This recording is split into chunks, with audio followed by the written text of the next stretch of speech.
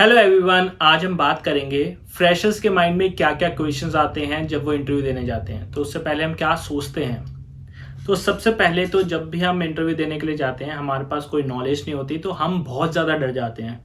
तो ऐसा आपके साथ ही नहीं होता है, ऐसा सबके साथ होता है। जो एक्सपीरियंस पर्सन भी होगा उसके साथ भी होता है। पर आपको ये चीज़ ध्यान में रखनी है कि आपने रिज्यूमे बनाया, आपका रिज्यूमे सिलेक्ट हो गया, इट मीन्स कि आपने जो स्किल्स उसमें लिखी हैं वही इंटरव्यूअर्स को चाहिए। और जो आपने लिखी है वो ऑब्वियसली आपको आते भी होंगे, तभी आपने उसके अंदर मेंशन करा है कि मेरे को ये आता है अपने रिज्यूमे के अंदर। तो वो उसी से रिलेटेड ही क्वेश्चन पूछेंगे। तो थोड़ा सा डरते हैं, हर कोई डरता है, तो इस चीज़ में कोई इश्यू नहीं है।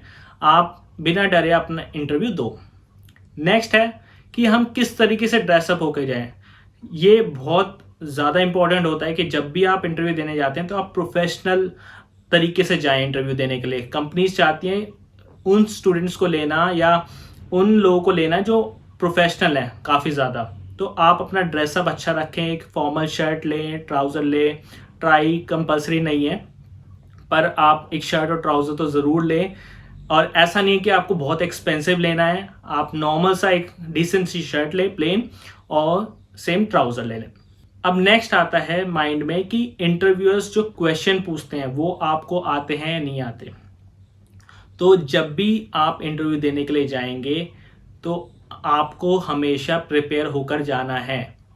आपको हमेशा ये ध्यान में रखना है कि एक तो मेरे स्किल्स से क्वेश्चन पूछे जाएंगे जो मैंने अपने रिज्यूमे में लिखा है। नेक्स्ट है जो बेसिक कॉमन क्वेश्चंस होते हैं, फ्रेशर से हर कोई पूछता है, उस पर मैंने वीडियो भी बना रखी है। आप वीडियो चेकआउट कर सकते हैं, डिस्क्रिप्शन में मैं वीडियो का लिंक डाल दूंगा। आपको वो वीडियोज़ देखनी है और अपने आप को प्रिपेयर करके जाना है। एक्चुअली क्या होता है ना, हम बिना प्रिपेयर हुए ही इंटरव्यू के अंदर चले जाते हैं। अब उससे क्या होगा, मान लो वहाँ पर बहुत सारे स्टूडेंट्स आए हुए हैं या बहुत सारे कैंडिडेट्स आए हुए हैं इंटरव्यू देने के लिए। अब सारे के सारे ही प्रिपेयर्ड नहीं है। अब लेट्स सपोज आपने उसको प्रिपेयर होके गए, आपने एक क्वेश्चन को मल्टीपल टाइम्स अपना रिपीट करा, उसको प्रैक्टिस करा अच्छे से, और फिर आप इंटरव्यू दे रहे हो। सो आप सोच सकते हो ना कि आप जो भी वहाँ पर कैंडिडेट्स आए हुए हैं उनसे ऊपर ही होगे, और आप अगर उन सबसे ऊपर होगे तो ऑब्वियसली वो आपको ही सिलेक्ट करेंगे। सो स्किल्स सबके पास होगी, आप अगर आप उसको अच्छे से प्रेजेंट कर पाओगे तो ऑब्वियसली आप ही सिलेक्ट होगे। तो ये चीज़ आपको ध्यान में रखनी है और आपको प्रैक्टिस करनी है जब भी आप इंटरव्यू देने जा रहे होगे। ऐसे ही नहीं चले आना इंटरव्यू देने के लिए। आखिरी बात जो हमारे माइंड में आती है कि इंटरव्यू के बाद क्या होगा। हम सोचते हैं कि हम सिलेक्ट होंगे या नहीं होंगे। ठीक है, हमारे को निकाल दिया तो सबसे पहले तो माइंड में लेके मत चलो कि आप हर बार ही सिलेक्ट हो जाओगे। जब तक आप कुछ इंटरव्यूज में फेल नहीं होते, 5, 10, 15, 20, जब तक आप फेल नहीं होगे ना, जब तक आपको आइडिया भी नहीं लगेगा कि आप किस तरीके से आपको इंटरव्यू क्लियर करना है। तो अगर आप फर्स्ट टाइम में जाते हो बहुत अच्छी बात है।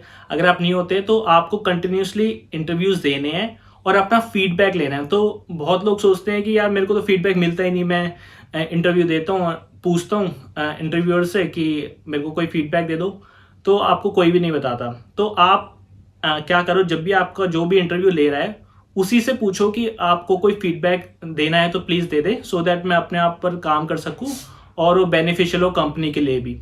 तो काफ़ी बार वो आंसर दे देते हैं, आपको बता देते हैं कि आप ये चीज़ों पे काम करो, तो आपको उस पर काम करना होगा। नहीं भी पता लगता तो आप 5-10 इंटरव्यू दोगे, आपको आइडिया खुद लगने लगेगा कि मैं कहाँ लैग कर रहा हूँ। और जब आप प्रैक्टिस करोगे तो भी आपको पता लगेगा कि हाँ मैं यहाँ पर लैग कर रहा हूँ, मेरा ये आंसर ठीक से नहीं आ रहा है, क्या मैं अच्छे से नहीं बोल पा रहा हूँ।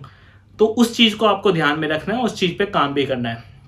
सो अगर आपको ये वीडियो अच्छी लगी हो तो प्लीज़ शेयर करो बाकियों के साथ भी, कि उनको भी आइडिया लगे। या आपके मन में कोई और क्वेश्चन आता है इंटरव्यू जाने से पहले तो आप वो कमेंट डाउन करो, सो दैट मैं उस पर वीडियो बना सकूं और आपकी हेल्प कर सकूं। So thank you so much, have a good day.